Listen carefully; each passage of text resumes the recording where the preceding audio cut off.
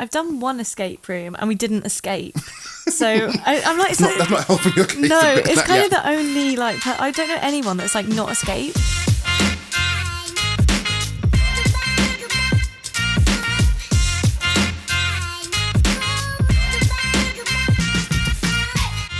Hello and welcome to the Process Podcast. I will keep bringing talented people on here to get me more and more content because that's what we do nowadays. And with that, I've got a very talented person with me today. We have Ayana here today. Hey. How are you doing? I'm doing really good, thanks. How are you? I'm not too bad. Amazing. So I always like to start these off with like how I first met people, and I'm aware it pretty much is basically just probably something poetry related kind of thing. Yeah. So I think, where was the first time we actually met each other? It's like, which poetry event would it have been? Like, I'm assuming, obviously something in Brighton, thinking. It was in Brighton, yeah. And I actually remember this quite well. I remember, like, I knew of you before I actually met you because I was thinking about moving to London for a while, and I remember Tash Gilbert, who I'm quite good friends with, literally said to me, like, oh, get in touch with Tyrone, like, he's so lovely and so welcoming. And then the first time I actually met you was at Hammer and Tongue, I think. Do you think this is right? Was it the open air final yeah, one? I think so, and you were headlining. Yes, and I did my and vegan I was poem. Performing. Yeah, that's actually my first impression of you, is you, like, because I did my first poem, which was You Sexy Carnivore, about, like, being vegan, and you came up to me and you were like, so my first poem is going to sound like I'm, like, specifically attacking you, but I'm not. And I was like, and you gave no further context. Yeah. And I was like, right. And then you just go in with, like, there are too many vegan poets. And I was like, right, yeah. That is exactly my brand and vibe, to be fair. Like, the amount of times I would tell people, like, I'm going to do something now, just be prepared, but, like, also give them no context. Yeah, there was nothing. Oh, yeah, I'm aware more and more that I'm doing that. It's like, I need to explain things a bit more. But I enjoyed it. Element of surprise, like... Again, glad it was a very memorable first meeting. But to start this podcast properly, we're going to go into our timelines section. Exciting. We're going to get to know about you and how you became always creative and what's not. So...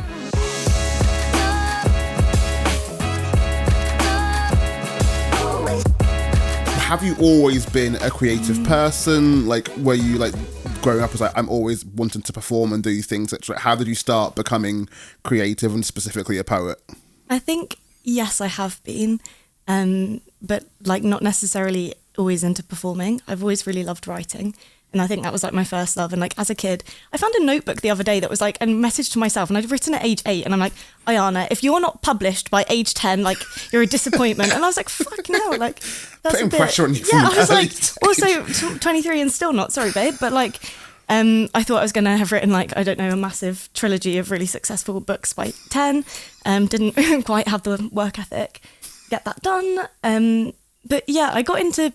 like performing theatre because my mum, when I was like in year 4, so what's that, like 8, around the same time, she was like, you need to be a bit more confident, so she put me in some drama classes at just like the after school club classic, and it was really fun, and then I got a bit more into theatre and really enjoyed that and did drama GCSE and then A-level did theatre and English and classics, but I guess that's less creative. And then at uni, I did theatre and English as well. And it was my first, like... Sorry, I feel like I've gone on a massive tangent here. No, you're good. Again, also, tangents is what happens on this podcast. Okay, you're fine. Perfect. The first time I got into poetry was, like, kind of accidental and a bit intimidating. So I mostly just did theatre, and then I was, like, quite involved with, like, the drama society at uni and everything, and really loved it.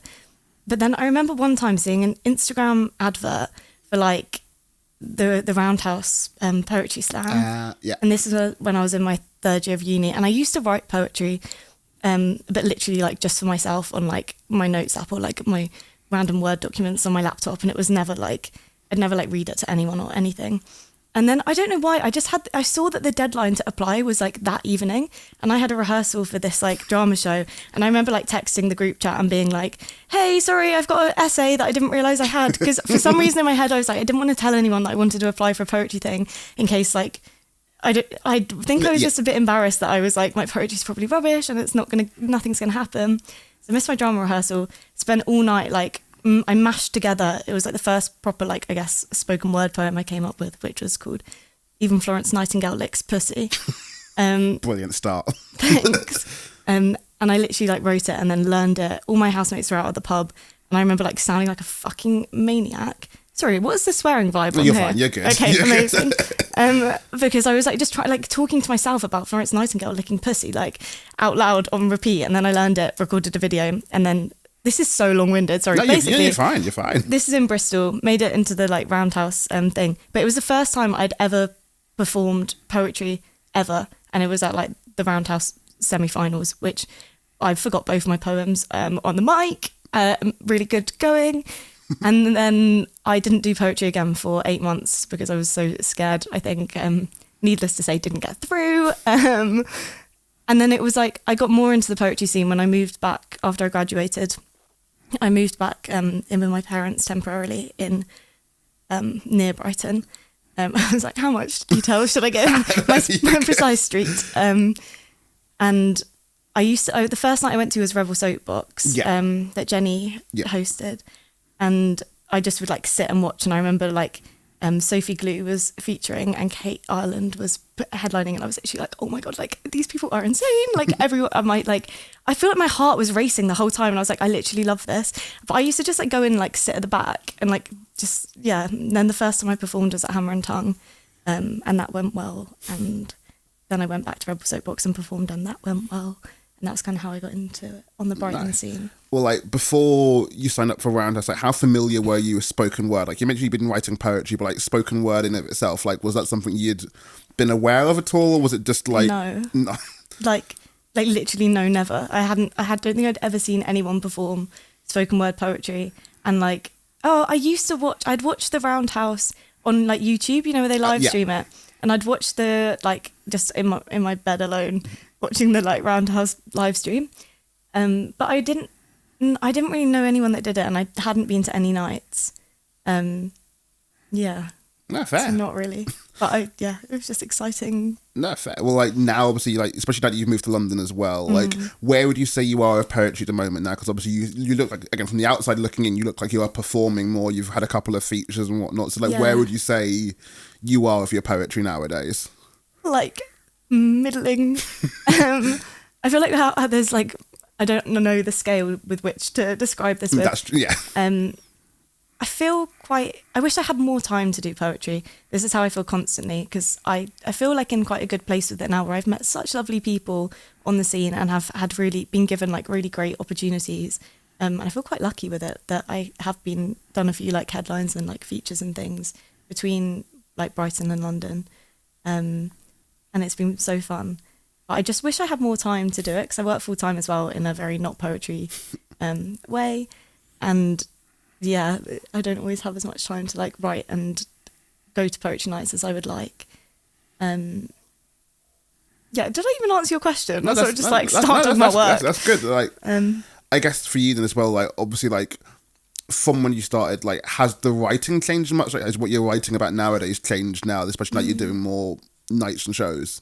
I feel like, I write about lots of different things, but I do consistently, when I read back my poems, I'm like, there's a lot of stuff about being a lesbian, there's a lot of stuff about being vegan, which is, breaking all of the stereotypes of any poet, lesbian, vegans out there. Really, there's no Venn diagram there.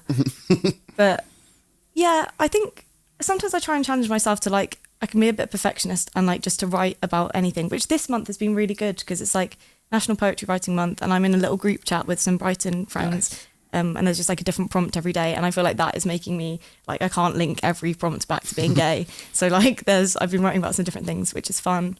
But they're less like spoken wordy poems, some of them really short, but it's nice just to be trying to write something every day.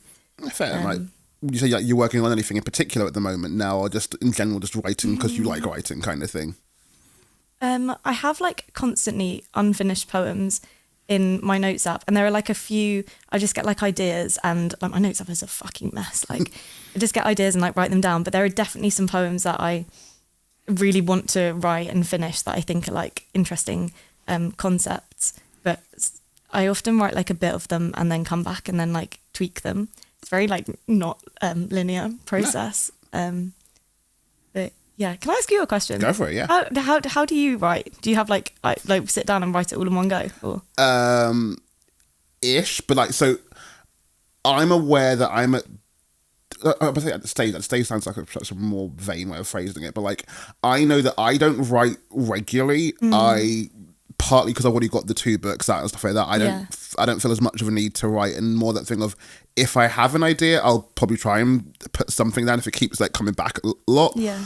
At the moment, though, it's been more of a sit-down thing because I'm working on a 3rd book of poetry. And therefore, there's a bit more of a... I actually do need to have physically get things out and done. So, like, I've been kind of scheduling it of, like... Because I'm working freelance right now, that thing of... I will find a day where I'm free and I'll go to the poetry library and sit here for 5 hours and just have to force myself to write here and get things down. So... Yeah.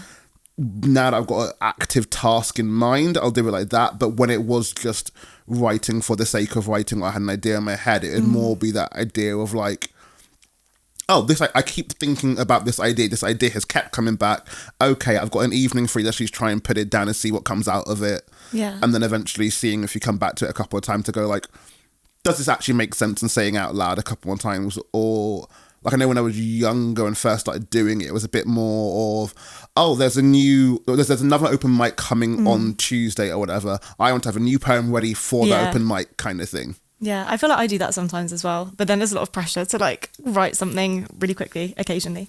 No, I feel that. Like, I did that with slams a lot of, like, I've already performed this poem this time. I need to do a new poem for the slams. Which is so silly, I think, sometimes. Because, like...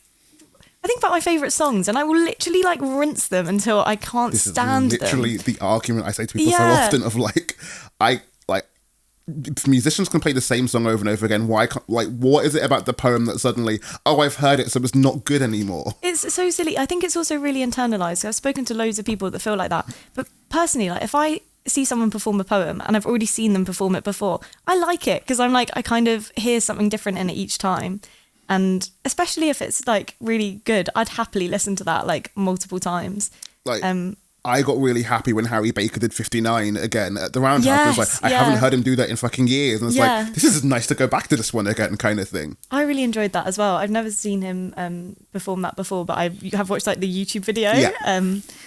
And that made me happy. No. But it's also like really great poem and really clever. Yes. And like, I feel like with a lot of people's work, and also they take a while to write sometimes. And then it's like, I can't be like spending hours writing this for it to be done in 3 minutes. And I'm like, no one can ever hear that again. No, there's definitely a pressure to like keep writing new stuff. But especially when it comes to features, I think there's a nice balance of, cool, it's nice to see you're still writing new work, but also give me the hits. Yeah. I want to hear the hits. And like, I understand, and I know I'm guilty of it as well. Like, there are some poems where I'm bored of it now. And like musicians get bored of their own songs. Yeah. So I understand that side of it. But part of me is also like, that's the song I know you for. That's the poem I know you for. Give me the one I know.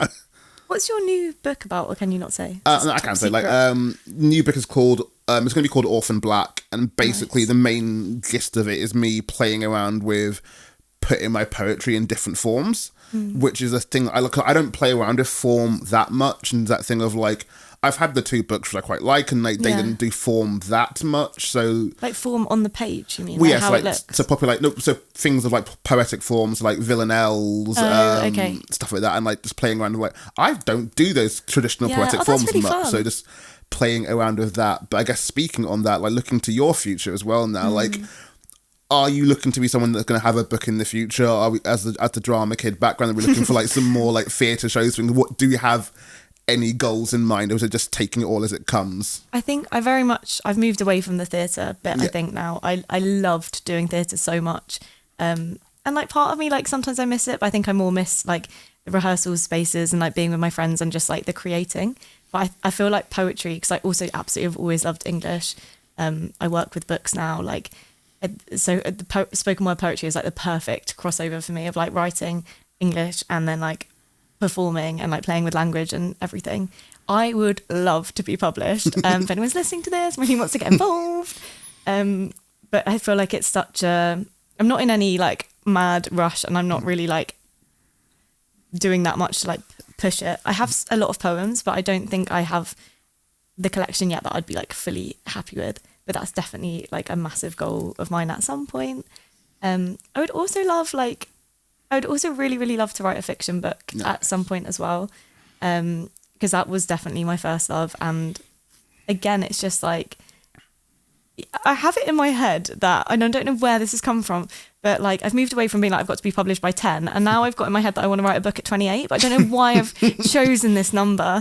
But in my brain, like I want to read so many more books before I try and like, I do have an idea for something I'd love to write, and I've started it, but like I kind of want to read a lot more and things before I would necessarily try and write a whole fiction book. And also with what time, like the days go so fast. I can go a bit existential if I think about it too much. No, but like I fully get you on the whole like wanting to like take your time with it, etc. Like I think I forgot who I was talking to. I think it was Salma, who one of the people that runs If Poets Were the World. Yeah.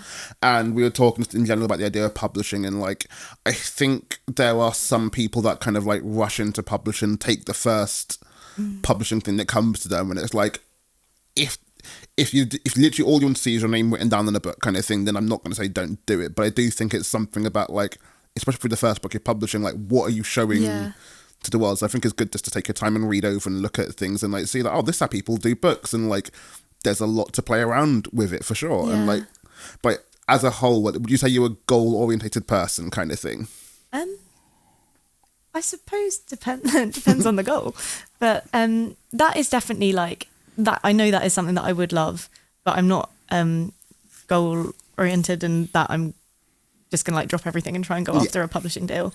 I also like I work in publishing, and it is really hard to get published, and I am aware of that.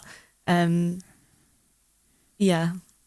No, fair. Well, like on the performing side, like obviously you've been doing a lot of gigs now. Like, do you have like any kind of performing goals, kind of thing? Like, obviously you started off doing the Roundhouse Slam. Are you looking to go back into the Roundhouse Slam again and do that, or are you just looking for like more features, different places and whatnot? I actually did it again this year, and did the like one of the London heats, but didn't get into the final.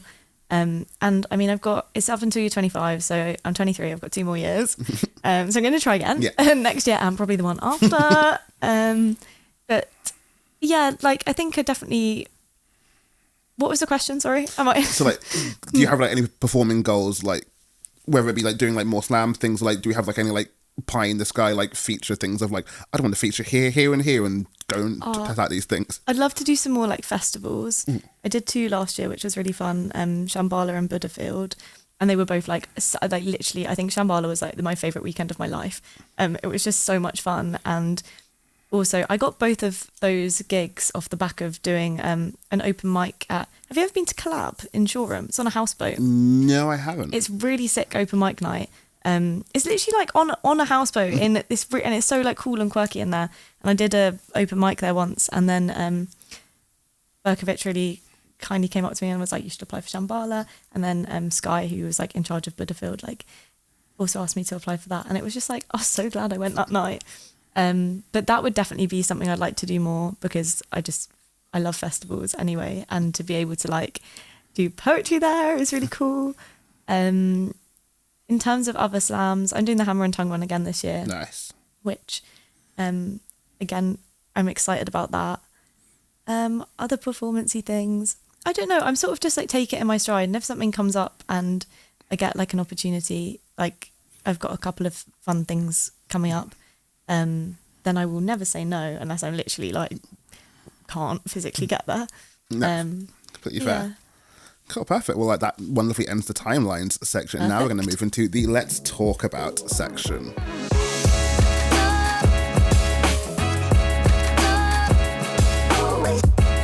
Because especially because it came up just now in the whole timeline section, I want to talk about like identity and writing about identity. Okay. I know that with both my books, whilst I don't intentionally go for this is going to be a black book, etc., I come back to blackness a lot, unsurprisingly. Big part of me, etc. Yeah.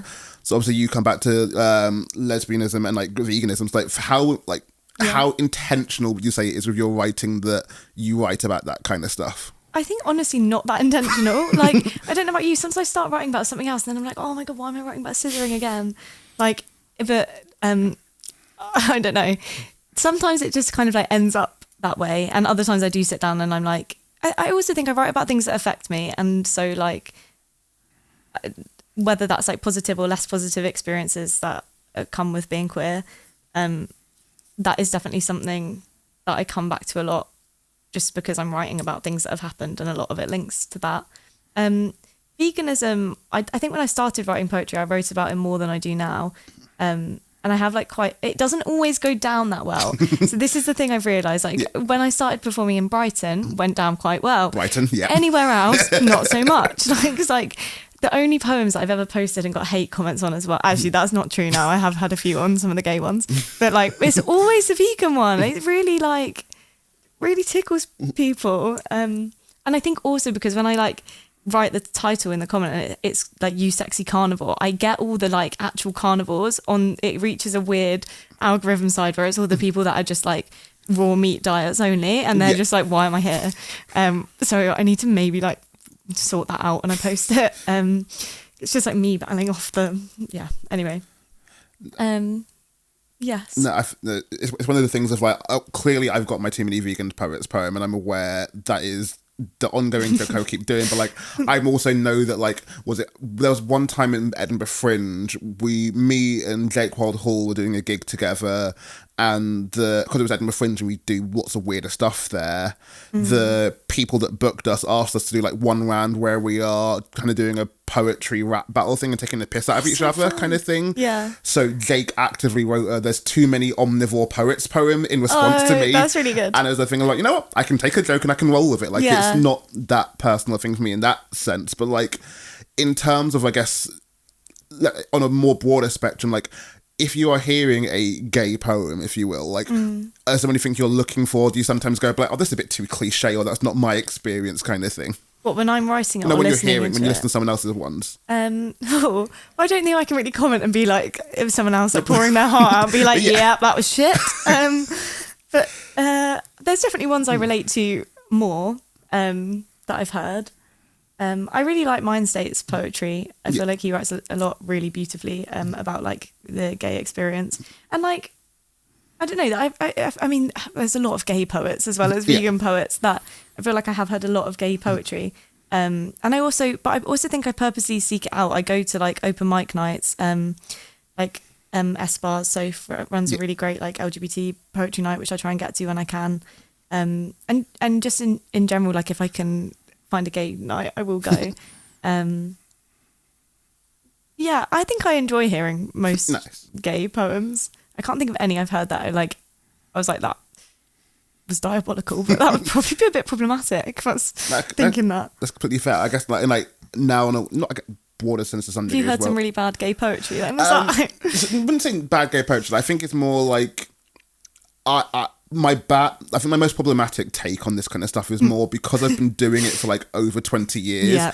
I have heard so many people's coming out poems now. Yeah. That there's a little part of me that's I've heard the same topic before kind of thing, and not, it's very much the thing of keep saying it. It's good to be saying this stuff, but me personally, it's a bit this isn't adding anything new to the which is not what it needs to do, but it's more just to be fair, the same with lots of types of poems of I've heard people talk about this better than you, and it's not offensive to you, but there's more that kind of thing of I've heard it a lot of times, but the same with black poems as well of this is just another don't be racist poem. It's cool, I agree. Are we doing anything more? Oh no, we're just saying that again. Okay. Yeah, I see what you're saying. I'm gonna come to One Night Slam again and do a coming out poem and make it purposefully really bad. No, brilliant. Bring it.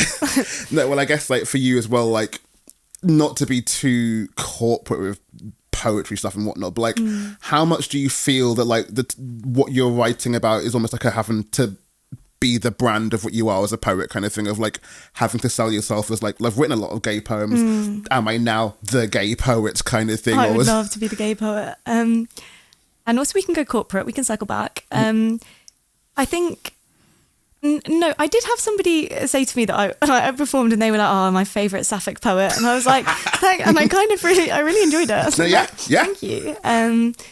But I don't know. I'm trying to get away.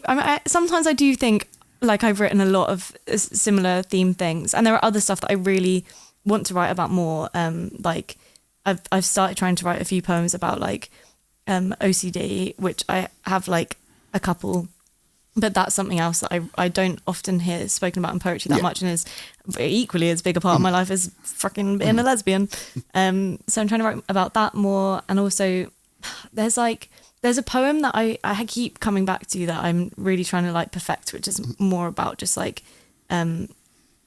like narcissistic abuse in relationships, which is not that fun. So it's quite hard, like, because I feel like when I started writing poetry, I used to write a lot of like comedic things. That was with like the veganism. I found that people like engaged with it way more if it was like a bit funny rather than me trying to be like, don't eat meat. Rather than lecturing, it's more going to have fun with it. Yeah. I've had way better conversations off the back of doing a slightly like funny taking the piss out of myself poem than I have trying to actually talk to people about the reasons I think veganism is brilliant. Sort of lost my own train of thought there, thinking about cows. But what did you ask again? I'm really... That covers it well then, I guess, like, to kind of go on that as well, like, especially in National Poetry Writing Month, you mentioned trying to like not always write the gay poem kind of thing. Like, are there any like topics you kind of think about that you kind of go like, I want to write a poem about this, but I haven't figured out a way in yet, kind of thing? Do you have any like things you want to write about that you haven't quite cracked just yet? Yeah, I there's definitely a few things that like I do want to write about. Like, there's a few like breakup poems that I have written. I think I needed to be like far enough away from being out of a breakup to be able to write about things.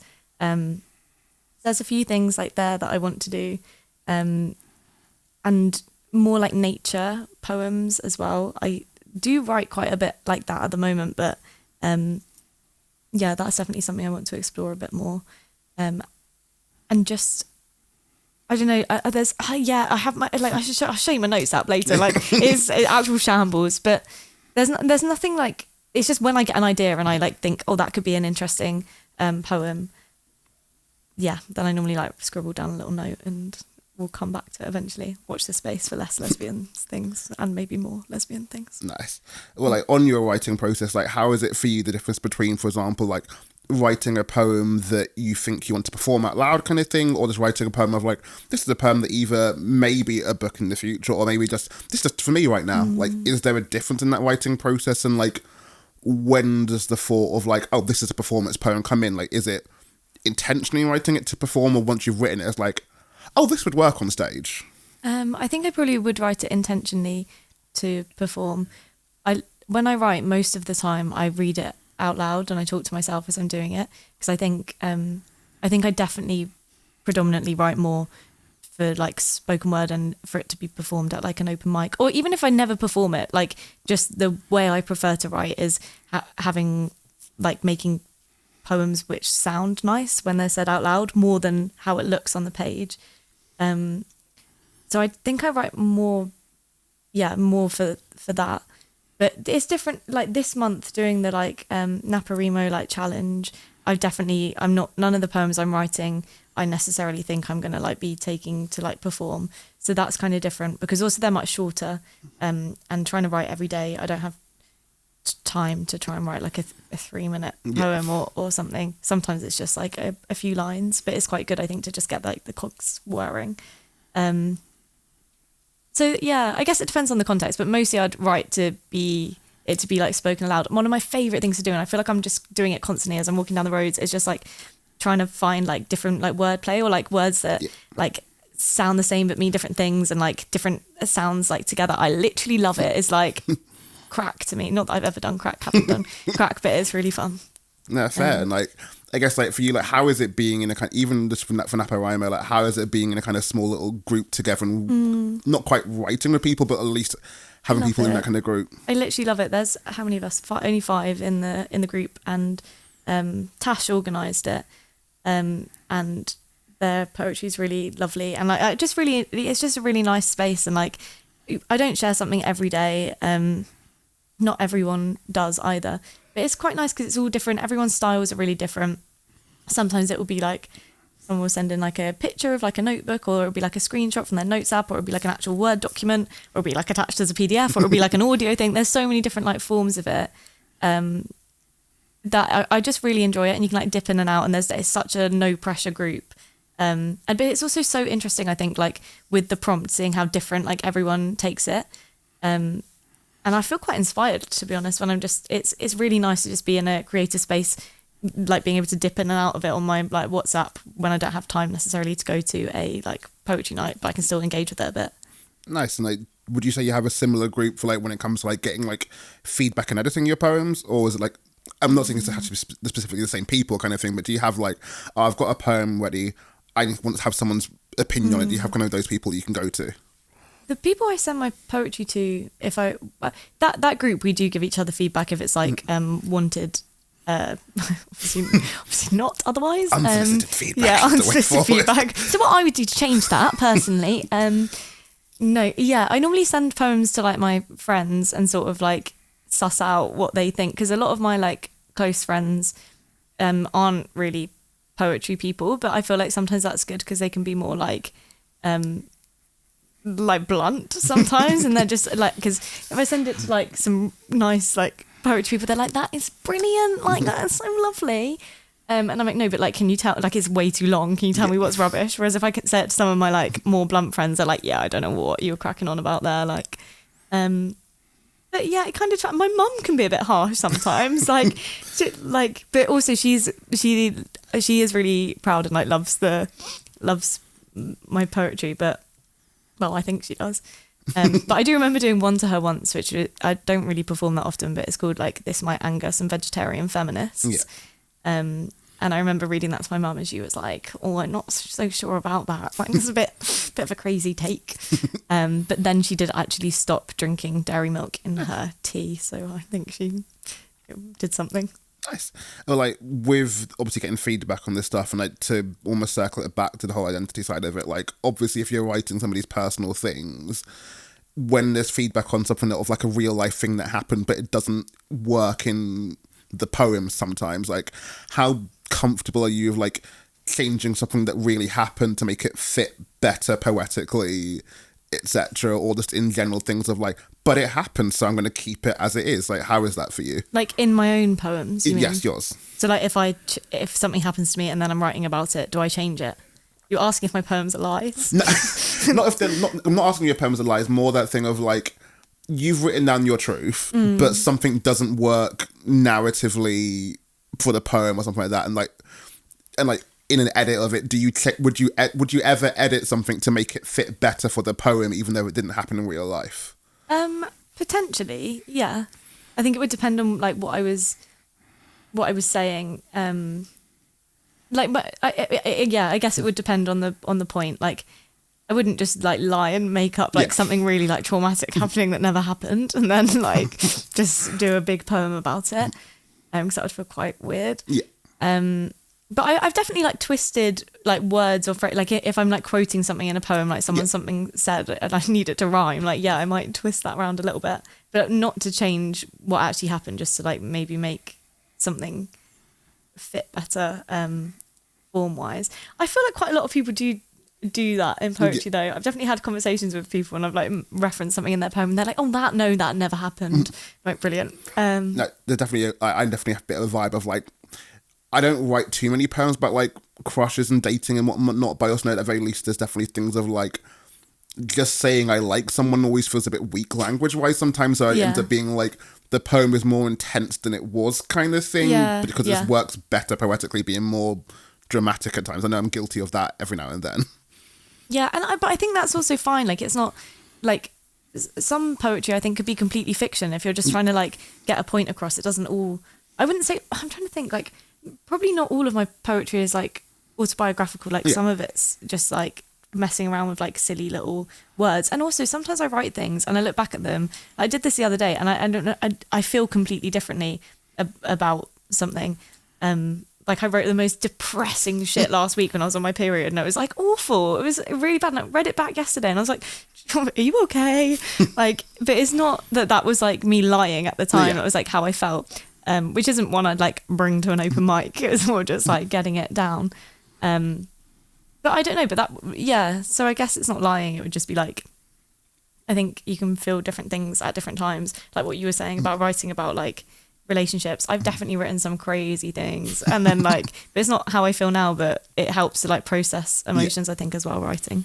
Well, you just mentioned obviously the whole idea of like writing some fictional things, and I think I feel like as a whole, spoken word definitely tends to lean towards more the autobiographical stuff. But as someone who's also looking to do fiction-based stuff in general as well, like, not that no one can do a fictional poem if real, but how do you feel about like writing poems that are entirely fictional or leaning into that even more?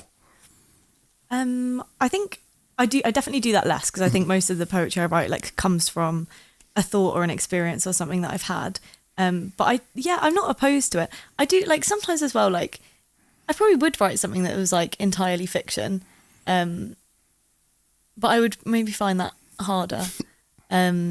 Just as a bouncing off point, I feel like it's quite nice to start with something truthful sometimes. But yeah, I mean, I would.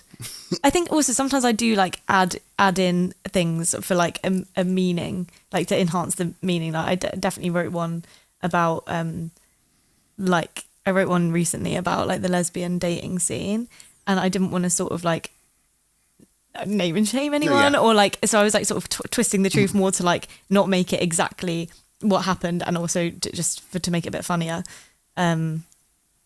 Rather than me being heartbroken. But like that, I guess in that sense, I'd, like maybe make the truth a bit in italics.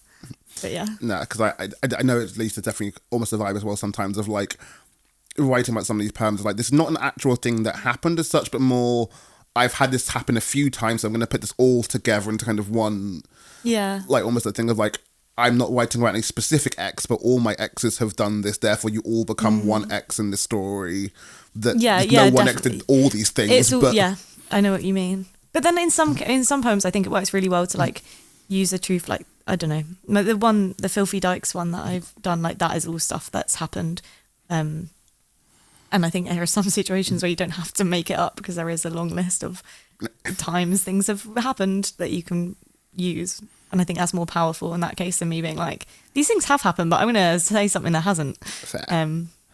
Well, like, I guess kind of almost finishing up this section as well now, like, obviously you do a lot of slam-based things as well. Like, firstly, just in general, how competitive would you say you are? I don't know, like a bit, but not like, it does depend on the night. I'm not ever going to a slam being like, I really, really want to win.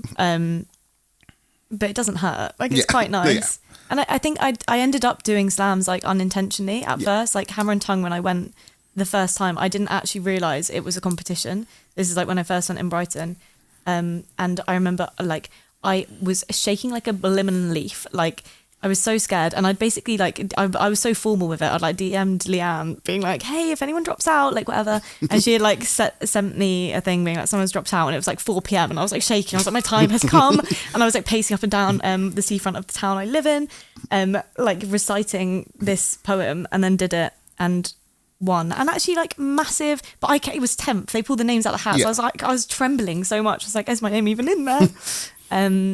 But I think I got accidentally into doing slams a little bit, but I definitely wasn't competitive in like that one, because I had I don't know, but like now maybe like a bit, and I think a bit of healthy like competition is quite fun.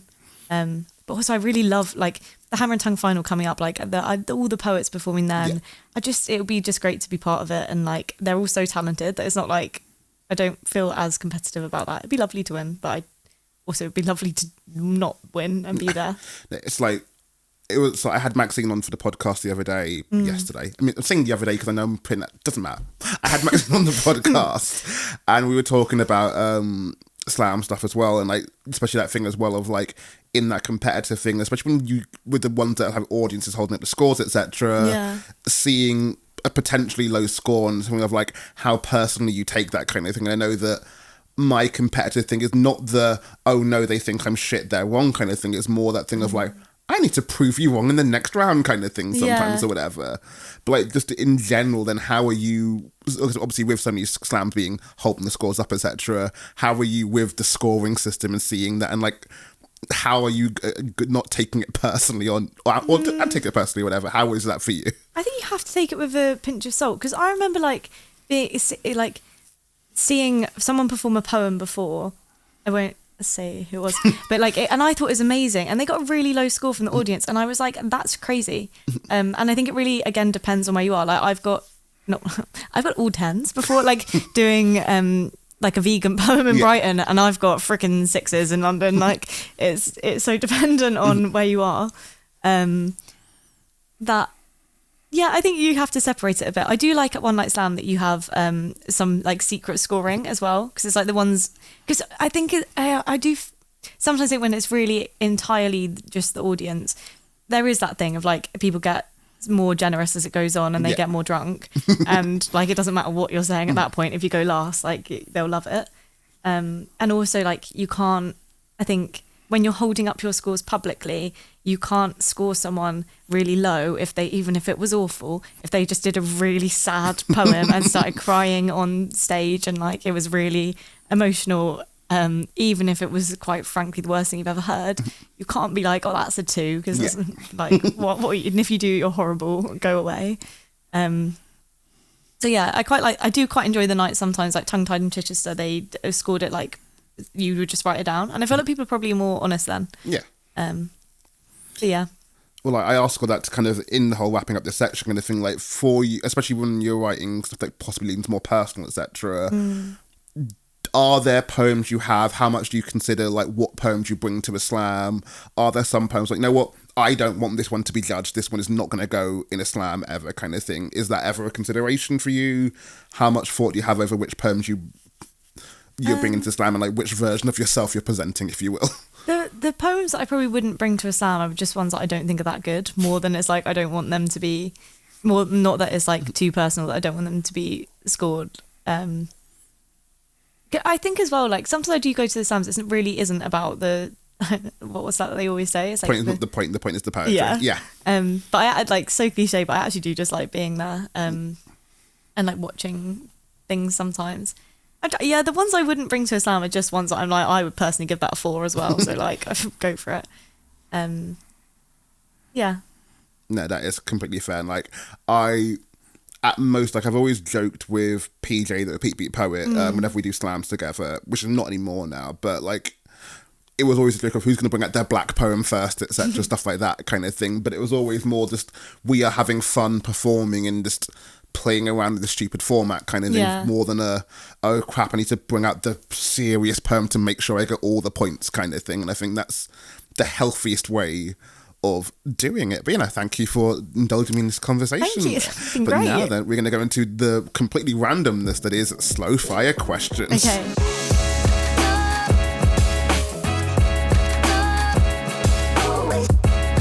Now we are doing slow fire questions. So yes, I used to have my YouTube channel where I'd do the quick fire questions thing, but now we're going to do slow fire questions. We're going to give these questions time to breathe as we're going to answer them, and tangents will flow, etc. I will say arbitrarily we'll do 5 of them. We'll see how that goes, etc. Okay. Just, can you give me a random number in between 1 and 100, please? 26. Then we are starting off with, how often do you talk to your parents? Oh, quite often. Like, every other day, maybe, but it depends. Like, kind of depends. I need to like be a bit better with phoning, but I'd probably say I phone my mum every week. But like it might just be like a little text, but I do try and text them quite often. They're great. Nice. And generally pretty close to your parents then. Yeah. Shout out Sharon and Martin. They're lovely. Are you only child? No, I have a sister. Shout out Tashi. She's great. Nice. Are you guys close as well? Yeah, we are. I think as we've got older, we've got closer. Yeah, she's 2.5 years older than me, but she lives in, should I disclose her location? She lives in Portsmouth, so it's not super near. Yeah. But yeah, we do get on. She's lovely. Fair. Cool. Give me another number, please. 44. Then we are going with, would you watch a Netflix show about poetry? Yeah, but I have to caveat that with like, I don't really watch that much TV, which is probably like criminal for you to hear, because I feel like you... I mean, I watch a lot of films and I don't watch that much TV, to be fair. Like, I am very much a film going. Part of that is also I like going to the cinema and just killing 2 hours, whatever. Yeah. Especially now that I'm doing more freelance stuff, that thing of, I need to get away from my computer for a bit. So I'm going to go into the cinema and sit there for 2 hours, watch a film. Versus staying indoors and watching another thing on another screen here kind of thing feels Yeah. I would watch a Netflix show about poetry though. I think that'd be quite fun. It'd be quite fun if it was like slamming in it as well. And it was like, I'm picturing like a poetry like reality TV moment now, which I could definitely get behind. Would you watch it? I again depend how they're doing it. Like, because I've seen reality shows that have included poetry. Like one from I want to say 2020, might have been 2021. America's Got Talent was won by a spoken word poet. Oh yeah. Brandon Leake, I want to say name wise. But I've seen it on reality TV show. That's interesting. I would probably hate it, but I'd be so curious about basically Glee but poetry. Yeah. I'd really enjoy seeing if it was like quite comedic and they're being like behind the scenes of like getting ready to slam and like I don't know. I can imagine it being quite fun. I think there's always a part of me that's like, I don't do short films and whatnot really, but there's definitely a part of my head of like, that would be a dumb fun short film to just do one day of like making it a serious kind of Glee style thing but with poetry. Yeah. I feel like there's some fun in that. But like, if there was a reality TV poetry thing, would you ever be tempted to compete in it and take part in it? No, absolutely not. Like, no, I think that would just send me over all kinds of edges. No, that'd be the kind of thing I'd maybe enjoy watching. I think watching myself back on TV, like I might be sick. So that's not quite the level of perceived you want to be. No, I don't want that. The thought of it is making my heart race. Cool. Give me another number, please. 81. Cool. Then we are going with, why do you write poetry? I think because I enjoy it. It helps me like process my thoughts and like get things down. I really like writing and I like having the opportunity to like be creative, and I think it does nice things to my brain and body where I'm like, oh, this is making me happy, and also just fun, and also like now as well, because I feel like I've met a real like community through it, that if I stopped I'd lose that and be quite sad. Yeah, fair. And like, obviously you've mentioned over this that you do like fiction stuff as well, etc. Like, did you also do like journaling and diary stuff as well? Yes, when I was younger, a lot. I do sometimes now, but like really sporadically. But yeah, I love fiction. I think like books are my ultimate like biggest love, and spoken word poetry now. But like, I'm such a book nerd. I love them. No, that's fair. Cool. Give me another number, please. 65. Cool. Ooh. On a first date, who pays? Split it. No. But yeah, split it. I mean, I always try and get the first drink. Like if it's a drinking thing, which I'm not gonna lie, usually is. I'm completely honest there. Yeah. But I would never expect somebody else to pay. Like, and I can't think of a single situation where that's happened. Quite often, I don't know if this is like the same in like heterosexual dating, but like I feel like I'm always fighting someone to tap the thing. Like if you get your card out and you're like trying to tap, like she'll like yank your arm away and then I do it as well. It's like a weird like fight, so we don't know each other. But yeah, I'd say split it. Yeah, I agree with that. It's one of those things of like, for my sins, I watch God knows too many reality TV shows and whatnot, and like I'm guilty to watching way too many Love Island series and whatnot. Yeah. And like every time I watch those and they're talking about like the fact that like just expecting the guy to pay it, etc. and whatnot, it's just so like foreign to me. Like I've done dating a lot in London, and like it often is we go to a pub and the pub then tends to be I get the first one, you get the second one, or like that's just the norm. It's not like, it's never a discussion. It's just, this just happens and is the norm for most people I know and interact with. That I'm always confused that there are some people that it's not. I guess as well, like, I suppose there is that like deep rooted tradition of like the man should pay, and I guess I date women, so like that's not really a problem I'm really encountering.